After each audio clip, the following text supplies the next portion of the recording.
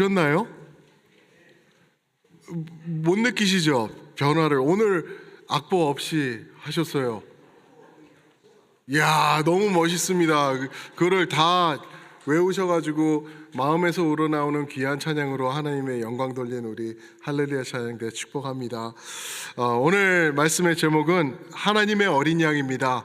하나님의 어린 양. 사랑하는 성도 여러분, 성경은요 우리 예수님을 많은 것으로 표현하고 있는데 그 중에 하나, 하나님의 어린 양이라고 말씀하십니다. 선한 목자 되신 주님이시기도 하지만 하나님의 어린 양이라고도 말씀하세요. 여러분, 그 말씀이 어디서 나오는지 혹시 아시나요? 예수님은 하나님의 어린 양이십니다 라는 내용이 어딘지 아세요?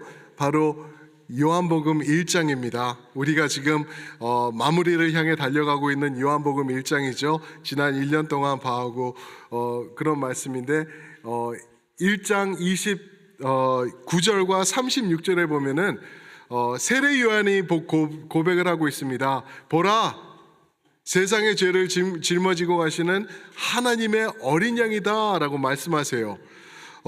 이 어떤 의미가 있을까요? 하나님의 어린 양이라는 것. 성경에서 어린 양이 등장하지 않습니까? 구약에서부터요.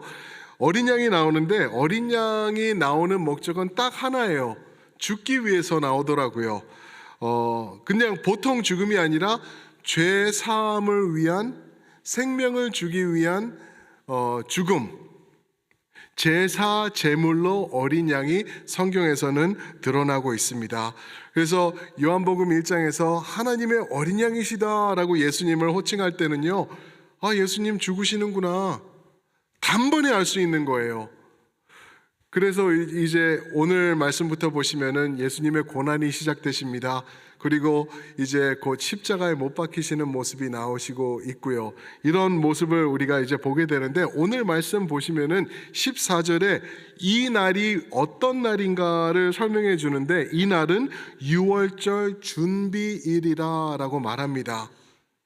여러분, 예수님이 죽으신 때가 유월절이었어요.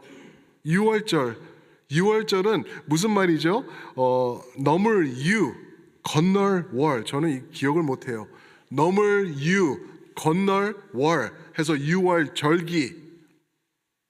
무엇이 뛰어넘어간 건가요?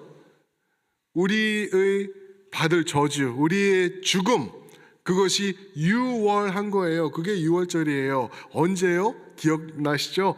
우리 출애굽할 때 하나님이 내 백성을 보내라, 너 하나님의 심판이 임한다 했는데 끝까지 듣지 않고 있다가 마지막 재앙이 임할 때 이제 모든 firstborn, 첫 번째 태어난 이제 자녀들이, 가축들이 죽게 되는데 이 보혈의 피를 발라라, 이 어린 양의 피를 문설주에 발라라, 그러면은 유월할 거야, 죽음을 맞지 않을 거야 라는 게 유월절입니다. 그날이 이제 닥친 거예요. 유월절은요 유대인들에게 있어서 가장 큰 절기입니다. 이 큰 절기 어떻게 준비해야 하는지 대충 이해가 가시죠? 여러분들이 토요일 날 하는 거랑 비슷하다고 보면 돼요. 온전한 신앙인들은 토요일 날 놀지 않습니다. 토요일 날 웬만하면은 그 오락 같은데 시간을 들이면서 밤 늦게까지 지새면서 그렇게 허송세월하지 않아요. 예배를 위해서 마음을 단정하고 준비를 하면서 옷은 내일은 무엇을 입고 갈 것인가 그것도 준비해 놓고, 예전 어르신들은요 헌금 드릴 것도 이렇게 놓고 다리미질을 하시면서 그러면서 토요일을 예배를 준비를 하셨습니다.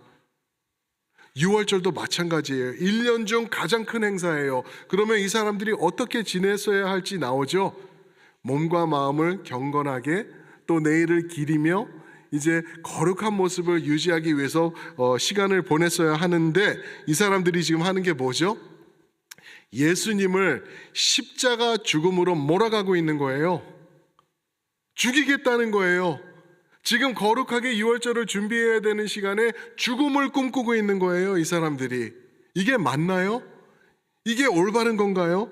그래서 다 불법으로 지금 몰아세우고 예수님을 밤중에 심판하고 신문한 다음에 이제 빌라도의 손을 빌려서 예수님을 죽이겠다고 지금 몰아가고 있는 그런 모습인 것이죠. 그래서 우리가 이 말씀에서, 오늘 말씀에서요, 하나님의 어린 양 되신 예수님의 모습, 우리를 대신해서 죽으신 예수님의 모습, 그 어린 양의 모습을 한번 발견해 보기 원합니다.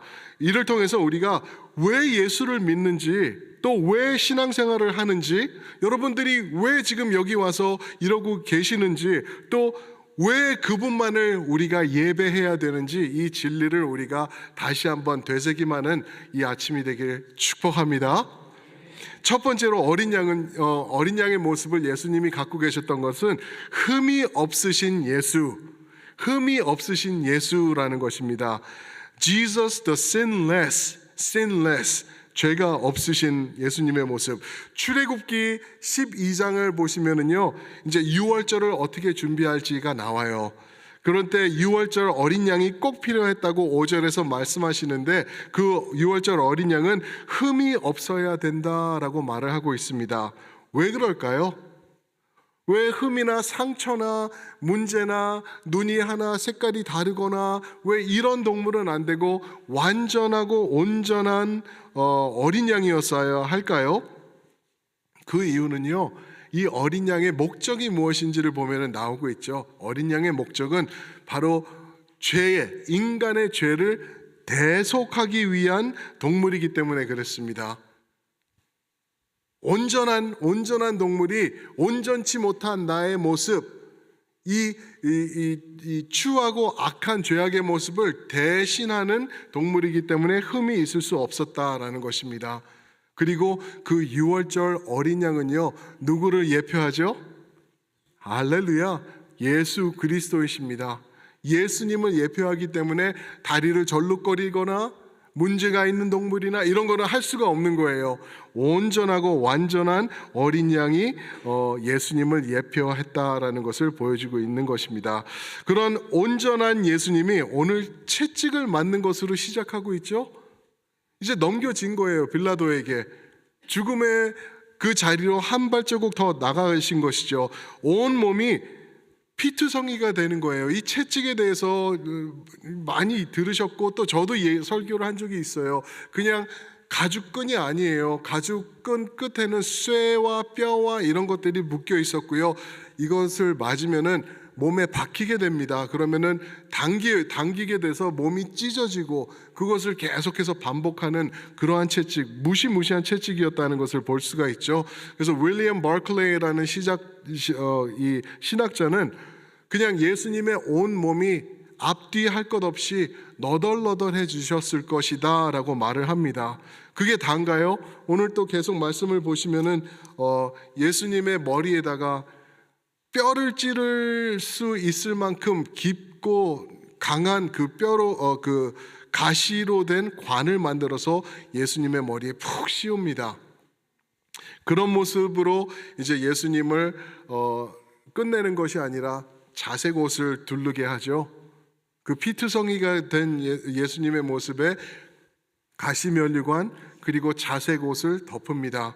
무슨 모습인가요? 그것이 정확하죠, 명확하죠. 처참히 조롱당하는 왕의 모습을 지금 그려 나아가고 있는 것입니다.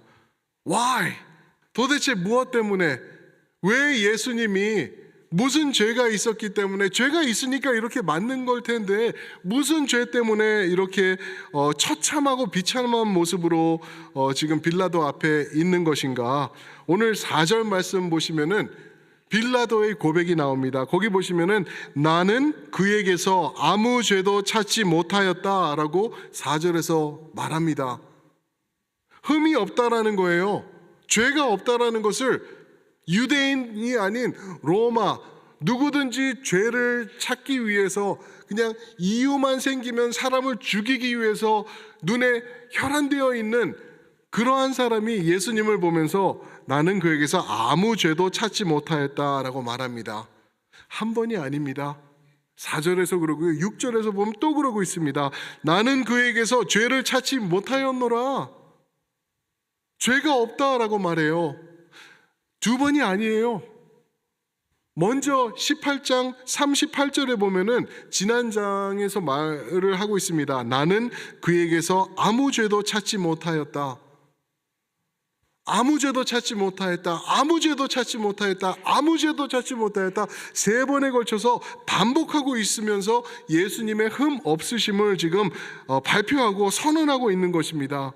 주님의 무죄하심, 흠이 없으심, 즉 하나님의 어린 양 되시기에 마땅하신 예수님을 그려주고 있는 것입니다. 사랑하는 성도 여러분, 내 죄를 용서하는 하나님의 어린 양, 죄 없는 사람이 없죠. 이 세상에는 문제 없는 사람이 없습니다. 여러분들과 저는 죄가 가득합니다. 근데 어떤 분들은 내가 무슨 죄인이야 라고 말하시는 분들이 계실 거예요. 그런 분들이 있을 수 있어요. 왜냐하면 하나님을 모르시기 때문에, 예수님을 못 만났기 때문에. 그러나 예수님을 만나면은 만날수록 우리가 거룩해지고 더 아름다워지는 것이 아니라 나의 추악함을 더 깨닫게 되는 게, 이게 신앙의 모습인 것입니다. 시간이 가면 갈수록 나는 안 되는구나, 나는 내 힘으로 할 수 없구나, 나는 부족하구나 라는 것을 우리가 깨닫게 되는 게 신앙의 경륜이고 연륜이라는 것입니다. 우리가 더 깨닫게 되는 거예요. 시간이 지나면 지날수록 나는 예수님 만나서 좋다, 물론 그렇습니다. 그러나 내 죄가 더욱더 뚜렷해지는 것을 우리가 발견하게 될 거라는 것이죠. 그런데 그런 나의 죄를 위해서 주님께서 덮어주시기 위해서 흠 없으신 모습으로 나를 구원하신 것입니다. 어떻게 해요? 하나님의 어린 양이 되심으로 나를 대속해서 죽으시는 자리까지 나아가심을 통하여서, 이럴 때 이런 예수님의 모습을 보고 이들이 어떻게 반응했나 6절에 말씀하십니다. 대제사장들과 아랫사람들이 예수를 보고 소리질러 이르되 십자가에 못 박으소서, 십자가에 못 박으소서 한지라. 여러분, 오늘 말씀을 이렇게 보시면은요, 어떤 신학자들은 이렇게도 얘기를 합니다. 빌라도가 예수님의 무흠함 때문에 예수님을 놓아주고 싶었다, 두려워했다라는 말도 나와요. 하나님의 아들이라고 하니까. 그래서 예수님을 놓기를 원했는데, 그래서 예수님을 때리고 너덜너덜해진 모습으로 이제는 이 정도면 됐지, 이제 놓아주자, 보내드리자라고 했다라고 말하는 사람들도 있습니다. 틀린 말은 아닌 것 같아요. 왜냐하면 이 사람들이 계속해서 지금 말하고 있는 게 십자가에 못 박으소서, 십자가에 못 박으소서 계속 말하고 있어요. 시제를 보면요, 끝없이 계속해서 외치고 있다라는 것을 말하고 있는 것입니다. 누가요? 대제사장들의 같이 있던 아랫 사람들이, 오늘이 무슨 날이라고요? 6월절 준비일이에요. 이러면 안 돼요. 이럴 수 없는 거예요. 하나님을 묵상하면서 내가 내일이 되면은 이제 이 6월절을 이끌고 그 어린 양을 잡을 그 역할을 내가 감당해야 되는데, 어떻게 죽음을 외치고 죽이라고 외치고 있냐라는 것이죠. 지금 그런 일이 일어나고 있는 것입니다. 그런데 예수님의 죄가 없는데도 그런 예수님을 이제 십자가로 몰아가고 있는 것입니다. 그러면서 그들이 한 번 더 말합니다. 7절에서 우리에게 법이 있으니 그 법대로 하면 그가 당연히 죽을 것은 그가 자기를 하나님의 아들이라 함이라. 우리에게 법이 있대요. 우리 법대로 하면 죽어 마땅하대요. 왜요? 하나님의 아들이라고 했다는 거예요. 자기 자신이. 예수님이 하나님의 아들이라고 하셨어요. 여러분, 만약에 그게 사실이잖아요. 그러면은 이게 무슨 죄인 건지 아시죠? 이게 신성 모독죄예요. 영어로 하면 blasphemy. 신성 모독죄라는 게 인정이 되는 것입니다. 만약에 그랬다고 하면은 신성 모독죄에 합한 심판이 적용돼야 되는 거 아닌가요? 그렇죠? 신성 모독죄에는 이렇게 반응하라고 하나님이 주신 말씀이 있습니다. 레위기 24장에 보면은 한 청년이 하나님의 이름을 망령되이 이제 욕을 하면서 그렇게 합니다. 그래서 잡아놓고 하나님 앞에 모세가 기다립니다. 하나님 어떻게 하나요? 라고 했을 때 하나님이 13절과 14절 보시면은 다 함께 온 회중이 돌을 들어서 돌로 치라 라고 말합니다. 그게 신성모독죄의 심판입니다. 그렇게 나아야 되는 거예요. 신성모독죄는 십자가의 못박음이 성립되지 않습니다. 아니, 이스라엘 법을 통틀어서 보면은 십자가가 나오지를 않아요. 왜 그러냐면 십자가형은 로마에서 자기 로마를 대적하는 사람들을 위해서 만든 특별한 사형법이기 때문에 하나님은 그렇게 말씀하시지 않으셨다라는 것을 우리가 볼 수 있는 것이죠. 근데 왜 십자가일까? 지난주에도 말씀드렸듯이 신명기 21장 23절에 보면은 나무에 달린 자는 저주받은 자다라는 말씀이 있어요. 무슨 말이죠? 지금 대제사장들과 유대인들이 예수님을 저주받은 자로 몰고 가고 있는 거예요. 그냥 돌로 쳐 죽이기는 너무 아까운 거예요. 아예 그냥 저 사람은 저주투성이고 십자가에 매달려 가지고 저주받은 모습으로 죽게 해야 된다라고 하면서 지금 나아가고 있는 것입니다. 그래서 예수님께서 그런 모습으로 죽기를 바라는데 갈라디아서 3장 13절에는 이런 말씀이 있습니다. 그리스도께서 우리를 위하여 저주를 받은 바 되사 율법의 저주에서 우리를 속량하셨으니 구원하셨으니 나무에 달린 자마다 저주 아래에 있는지라 함이니라. 사랑하는 성도 여러분, 예수님이 이 시간 십자가에서 저주 받으셨나요? 저주 받으셨어요. 갈라디아서 3장 13절에서 말씀하세요. 분명히 저주 받은 모습이세요. 근데 무엇 때문에요? 그 저주의 모습이 누구의 모습이기 때문에요? 나의 모습이에요. 나의 모습. 내가 받아야 될 저주, 내가 하나님 율법 앞에 합당하지 못한 모습, 하나님 보시기에 죄의 추악함으로 덕지덕지 되어 있는 이 모습 때문에 나를 대속해서 당신이 십자가에 매달리신 거예요. 이게 이런 일이 있을 수 있냐고요? 있을 수 없어요.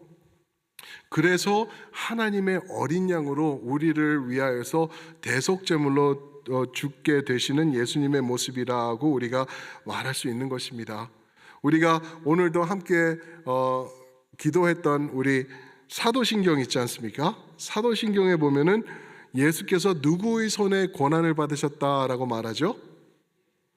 본디오 빌라도 이 사람이에요. 오늘 이 사람. 여러분, 제가 질문 드려볼게요. 지금 제일 먼저 예수님을 이제 겟세마네 동산에서 잡아서 끌고 와서 누구 앞에다 갖다 세우죠? 빌라도였나요? 아니요. 누구죠? 안나스. 그 이전에 대제사장이었던 사람. 안나스가 신문한 다음에 또 다음으로 누구에게 보내죠? 가야바. 올해의 대제사장.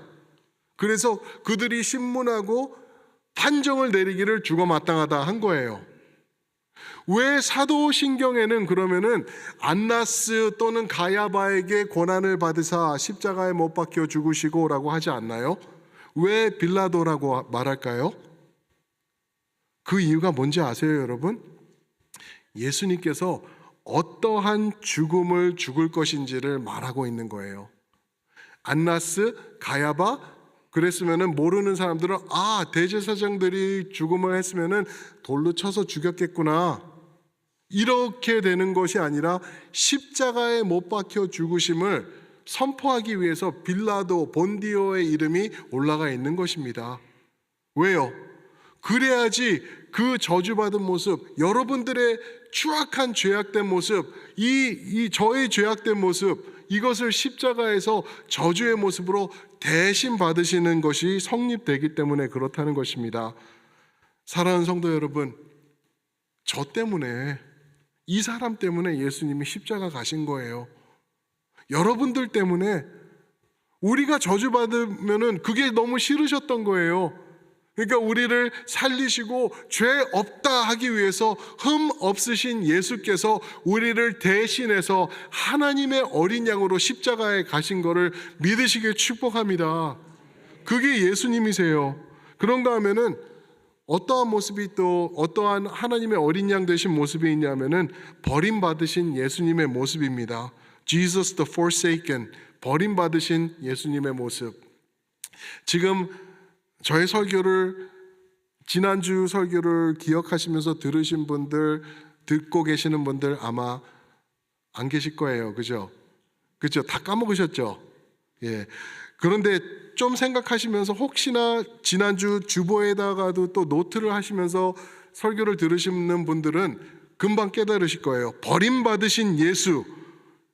이것은 지난주 설교의 3번째 대지였어요.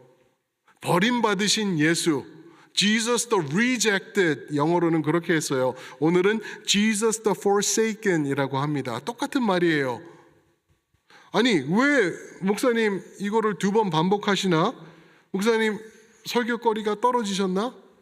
설교 재탕하시는 건가? 이제는 뭐 그런 거 그렇게 가는 거예요? 뭐 이러시는 생각하실 수도 있는데 절대 그렇지 않아요. 지난주에는요 18장 마지막 부분에서 바라바를 선택하면서 예수님을 버리는 이스라엘 백성들을 봤죠. 오늘은 대제사장, 똑같은 사람들이 완전하게 예수님을 멀리하면서 완전하게 버리는 모습을 보여주고 있습니다. 마치 유월절의 어린 양처럼. 출애굽기 12장 한번 나중에 한번 보세요. 거기 6절에 보시면은 이 유월절 어린 양은 잡기 전에요, 죽이기 전에 집으로 데리고 와서 4일 동안 집에서 같이 생활을 합니다. 여러분들 혹시 강아지 좋아하세요? 강아지 이뻐하세요? 오케이. 저도 강아지가 너무 이뻐요. 그냥 어떻게 보면은 사람 아기보다 더 이뻐요. 강아지가 정말 이뻐요. 보슬보슬 털이 있고 이렇게 이쁜 모습으로 다니고. 고양이는 안 그래요. 고양이는 좀 다른 것 같아요. 근데 좌우지간 고양이 좋아하시는 분들 죄송하지만 강아지가 너무 이뻐요. 그런데 강아지 이쁜 거에 비교할 수도 없는 것이 어린 양이더라고요. 강아지는 그냥 못생긴 강아지도 이쁘고 그 이쁜 강아지라서 이쁘고 그런데 어린 양은 얼굴이 그냥 그 자체가 웃음을 띠고 있어요.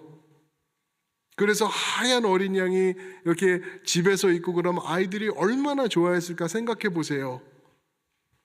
그거를 4일 동안 집에서 키우면서 밥 주고 이렇게 있으면은 갸우뚱갸우뚱하면서 쫓아오고 그렇게 되는 거예요. 이제 4일이 지나서 6월절이 되면은 어떻게 하죠? 집에서 잡습니다.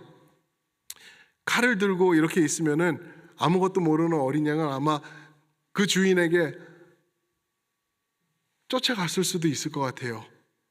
그러면은 잡아가지고 이렇게 칼로 죽이는 것을 우리가 상상해 볼 수가 있는 것이죠. 사랑하는 성도 여러분, 어른이니까 할 수 있을까요? 그거? 여러분들 그거 할 수 있겠어요? 그 4일 동안 이 어린 양이 너무 이쁘고 사랑스럽고 흠이 없는 거라고 하니까 얼마나 완전했겠어요. 그 이쁨, 그 아름다움 그 자체를 내 손으로 죽이는 거예요. 그래서 그 피를 흘리는 거를 받아가지고 문설주에 바르고. 그거 어른이면 할 수 있을까요? 강심장이면 할 수 있을까요? 내가 좀 성격이 괴팍하면 못합니다, 여러분. 근데 그렇게 하는 모습을 왜 우리에게 출애굽기에서 이렇게 말씀하시냐면 그게 예수님이 당하신 고난의 모습이라는 거예요. 하나님의 어린 양으로서 나를 대신해서 받으시고 버림받으신 예수님의 모습이라는 것이죠. 사랑하는 성도 여러분, 나를 위해서 아무 죄 없고 무흠한 하나님의 어린 양이 돌아가셨다는 것, 여러분 절대 당연하지 않습니다. 여러분들 생각하실 때 예수님이 날 위해서 죽으셨다, 예수님이 십자가에 못 박히셨다, 여러분들 당연히 받으시면 안 돼요. 그거 당연한 거 아니에요. 내가 신앙생활을 40년 했더니 이제는 무뎌지더라. 이제는 십자가 얘기해도 아무런 감동도 없고, 예수님의 보혈을 얘기를 해도 아무렇지도 않고, 이제 성찬식을 하는데 성찬식을 해도 나는 감동이 없다. 여러분, 그거 잘못된 거예요. 여러분, 무뎌지신 정도가 아니라 이거는 하나님 앞에 천벌을 받으실 모습이라는 거 저는 말씀드리고 싶어요. 여러분, 그렇게 신앙생활하면 안 되는 거예요. 그래서 여러분, 그래서 우리가 해야 되는 거, 말씀 붙잡고 예수님 붙잡고 어떻게 하면 내 이 그릇된 추악한 모습을 멀리할 수 있을까 고민하고, 또 죄지면은 바로 무릎 꿇고 눈물 뚝뚝 흘리면서 회개해야 되는 모습이 거기 있습니다. 그렇지 않고서는요, 여러분들이 그 어린 양의 보혈의 은혜와 능력을 아는 사람이라고 말할 수 없다라는 것입니다. 우리 빌라도가 외칩니다. 빌라도가 12절에 빌라도도 죄 없음을 알고 예수를 놓으려고 힘썼으나 유대인들을 이기지 못한 것을 말해주고 있죠. 15절 그들이 다시 한번 외칩니다. 유대인들이 그들이 소리 지르되 없이 하소서 없이 하소서, 그를 십자가에 못 박게 하소서. 빌라도가 이르되 내가 너희 왕을 십자가에 못 박으랴. 대제사장들이 대답하되 가이사 외에는 우리에게 왕이 없나이다 하니. 보셨나요, 여러분? 가이사 외에는, 가이사 말고는 우리에게 왕이 없나이다 라고 말하고 있습니다. 누가요? 대제사장들이, 유대인들이, 이 출애굽기의 이 유월절의 진리를 아는 이 백성들이 그러고 있어요. 오늘날 우리의 모습도 비슷하지 않나요? 예수고 뭐고 좋아, 난 구원 받았으니까 그냥 내 멋대로 신앙생활하고 멋대로 예배드리고, 드리고 싶으면 오고 싫으면 말고, 내 성에 안 내키면은 싫고 찬양이 내 마음에 안 들면은 부르지 않고 그냥 인상 쓰고 앉아있고.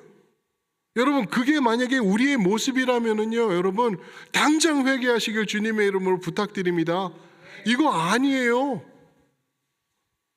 가이사밖에는 우리에게 왕이 없나니? 여러분들의 왕은요? 이게 지금 누가 말하는 거죠? 대제사장들이에요. 누구보다도 말씀을 알고, 누구보다도 하나님을 인정하고, 마치 오늘날로 치면 목사 같은 사람들이에요. 장로 같은 사람들이라고요. 권사, 직분 있는 자, 안수집사, 집사님들, 우리의 모습이에요. 그런데 예수님 앞에서 우리는 가이사 말고는 우리 왕 없고, 가이사가 무엇을 대표하죠, 여러분? 세상을 말하고 있어요. 세상을. 세상의 권력, 세상에서 누릴 수 있는 것, 나의 힘, 이런 거를 지금 말하고 있는 것인데, 사랑하는 성도 여러분, 이거는 아닌 것 같습니다. 그렇죠? 이런 모습 우리 회개하면서 나가야 돼요. 여러분, 회개의 자리로 나오시길 주님의 이름으로 축원드립니다. 왜냐하면은요, 우리는 이제 이 세상 사람들이 아니기 때문에 그래요. 이제는 하나님의 어린 양을 우리가 알잖아요. 그분이 왜 십자가에 가셨는지 알잖아요. 나를 살리겠다고 나를 대신해서 그 저주를 받으신 거예요. 그 흠 없으신 모습으로 바꿔주시면서 너는 이 모습 가지고 나의 아버지 앞으로 쓰면 돼. 너의 저주는 내가 받고 십자가로 나아간다. 그게 예수님의 모습인데 어떻게 그분을 우리가 디나이 할 수 있나요? 어떻게 그분을 나 몰라라 하고, 어떻게 시큰둥하게 앉아가지고 내 뜻대로, 내 마음대로, 내 원하는 대로 하든지 말든지 예배하고, 이거는 아닌 것 같아요. 만약에 지금 성령께서 여러분들 마음을 만져주시고 계신다고 하면은 반응하시기 바랍니다, 여러분. 이런 말씀 들으시면서 그냥 누군가 하겠지. 나는 그래, 좋은 말이지. 아멘. 땡. 이렇게 나간다면은 여러분들 삶에는 변화가 없을 것이고, 그 어린 양 대신 예수 그리스도의 은혜를 알지 못하는 대로 이 세상을 지나가시게 될 거라는 것이죠. 사랑하는 성도 여러분, 그렇게 해서 16절 보시면은 예수님께서 십자가에 못 박도록 넘겨주십니다. 나 때문에, 저 때문에 가신 거예요. 여러분들, 여러분들 사랑하시기 때문에 가신 거라고요. 절대 편안하게 받으시지 마세요. 이 말씀 부탁드립니다. 여러분들 예수님 잘 믿으시고요. 한번 생각해 보시길 바라요. 여러분들의 왕은 누구신가? 여러분들이 의지하는 왕, 내가 붙잡고 있는 왕, 나의 자만심의 왕, 내 인간적인 욕심의 왕, 예수는 필요 없고 내가 원하는 이 세상에서 누릴 축복의 왕, 혹시 그런 거 붙잡고 계십니까, 여러분? 오늘 선택의 여지는 여러분들에게 달려 있습니다. 만왕의 왕 되신 예수님을 붙잡을 것인지, 아니면 세상의 왕을 붙잡으시면서 세상처럼 살다가 세상처럼 마지막을 만나실 것인지 결단하시는 여러분들 모두가 되시길 주님으로 축복합니다. 아멘, 아멘. 예수님밖에 없습니다. 우리 한번 그 자리에서 일어나셔서 우리 전우좌우 성도님들 향하여서 우리 어린 양 되신 예수님 잘 붙잡읍시다. 예수님 믿읍시다. 우리 한번 고백해 주시기 바랍니다. 아멘.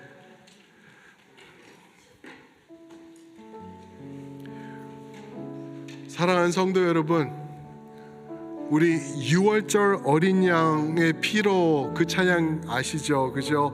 우리가 자주 부른 찬양은 아닌데 오늘 말씀에 적합한 찬양이에요. 한번 불렀었더라고요. 우리 전 강도사님에게 여쭤보니까 2022년도에 불렀더라고요. 우리 같이 한번 부르면서 우리 예수님을 찬양하겠습니다. 6월절 어린 양의 피로.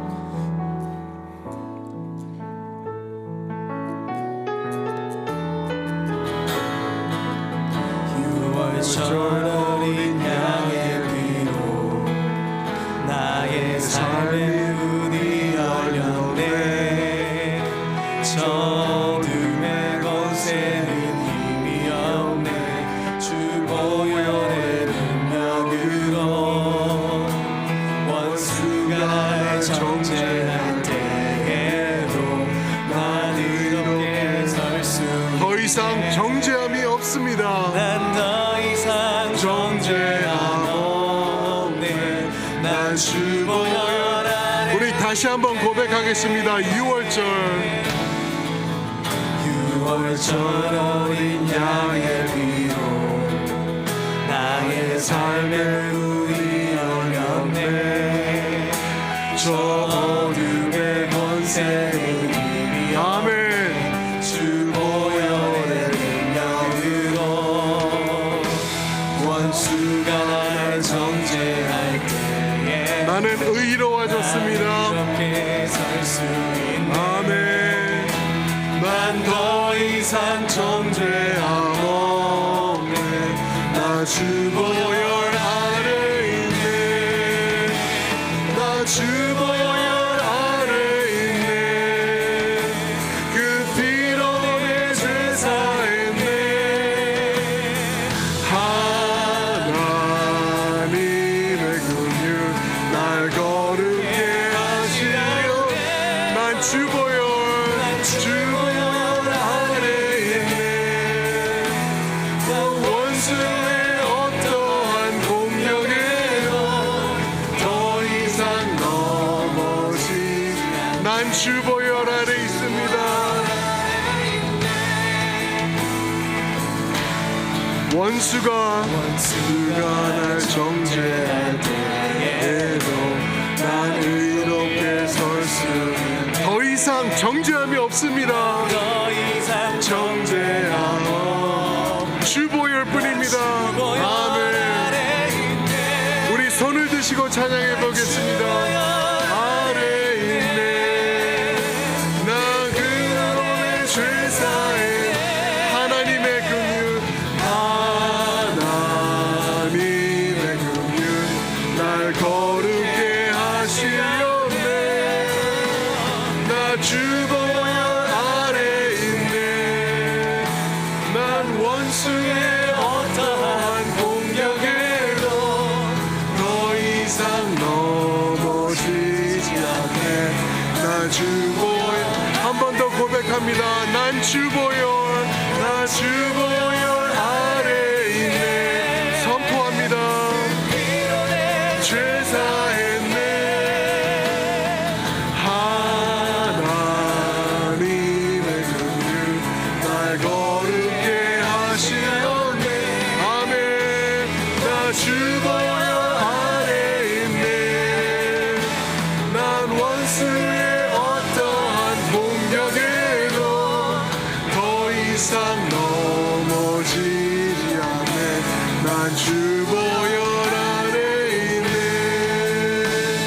난 주보혈 아래 있네. 한 번 더 고백합니다. 난 주보혈 아래 있네. 아멘, 아멘. 이 시간 우리 한번 그 고백을 우리 기도로 한번 옮겨봤으면 좋겠습니다. 이 시간 기도하실 때 주님, 나를 위한 하나님의 어린 양이신 주님 사랑합니다. 찬양합니다. 주님밖에 없습니다. 나의 이 저주를 없이 해주시고 주님의 생명으로 덮어주신 주님을 예배합니다. 나의 온 삶이 이제는 그렇게 살아가는 인생 되도록 인도하여 주시옵소서. 한 목소리로 기도하시겠습니다. 거룩하신 주님, 고맙고 감사합니다. 주님의 보혈로 이제는 내가 정죄받지 않습니다. 이제는 내가 새로워졌습니다. 주님의 인도하심 안에서 아버지 온전해졌습니다. 거룩해졌습니다. 주님 감사합니다. 흠이 없으신 예수께서 나를 대신해서 버림받으셨고 나를 대신해서 주님께서 생명을 나에게 덧입혀 주셨습니다. 주여 감사합니다. 이제는 그 모습으로 인도하여 주시옵소서. 회개가 우리 일상의 성식이 될 수 있도록 인도하여 주시옵소서. 주님을 향하여서 주님의 모습을 찬양하게 만들어가는 우리가 되도록 인도하여 주시옵소서. 아버지 할 수 없습니다. 나는 못합니다. 나는 부족합니다. 그러나 예수 그리스도로 말미암아 가능한 줄 믿습니다. 주님을 의지하고 주님을 더욱더 의지하면서 나아갈 수 있도록 주여 인도하여 주시옵소서. 주님을 찬양하며 주님을 고백하며 귀한 인생 될 수 있도록 주여 인도하여 주시옵소서. 아버지 믿습니다. 주님께서 인도하여 주시고 채워주시고 주님 잡아주시옵소서. 주님 영광 받아주시고 높임 받아주시옵소서. 주여 인도하여 주시옵소서. 주여 아버지, 흠 없으신 예수님께서, 무음하신 주님께서 죄가 없는 모습으로 이 땅에 오셔서 나를 대신하셔 죽으시고 나의 당연한 저주를 십자가로 가지고 가주시면서 그 죄 없으신 그 거룩하심을 나에게 덧입혀 주셨습니다. 주님, 이제는 그 결과 우리가 구원을 누릴 수 있고 하나님의 백성이 되었고 이제는 영원한 생명을 누리게 되었는데 우리가 이 점 너무나 쉽게 그냥 망각해버리고 살 모습은 없는지 우리가 이 시간 회개합니다. 우리를 용서하여 주시옵소서. 주님을 사랑하게 하여 주시고 주님을 위하여 나의 평생을 드릴 줄 아는 그러한 주님을 모시는 모습으로 살 수 있도록 인도하여 주시옵소서. 그런 백성들이 많이 일어나서 교회가 온전한 모습으로 주님께 영광 돌리고 예배하며 우리의 그릇됨을 내려놓고 날마다 변화해가는 그러한 모습으로 사는 우리 첼트넴 되도록 인도하여 주시옵소서. 이제는 우리 주 예수 그리스도의 은혜와 아버지 하나님의 크신 사랑하심과 성령 하나님의 감화 감동하시며 깊은 깨달음 주심이 오늘 주님의 하나님의 어린 양 되심을 다시 한번 깊이 깨닫고 나의 죄를 내려놓고 주님을 위하여 살기로 결단하는 이 자리에 함께한 모든 백성들 위해, 우리 자녀들 위해, 모든 교회들과 선교사님들 위해 이제로부터 영원토록 함께 하시기를 축원하옵나이다. 아멘.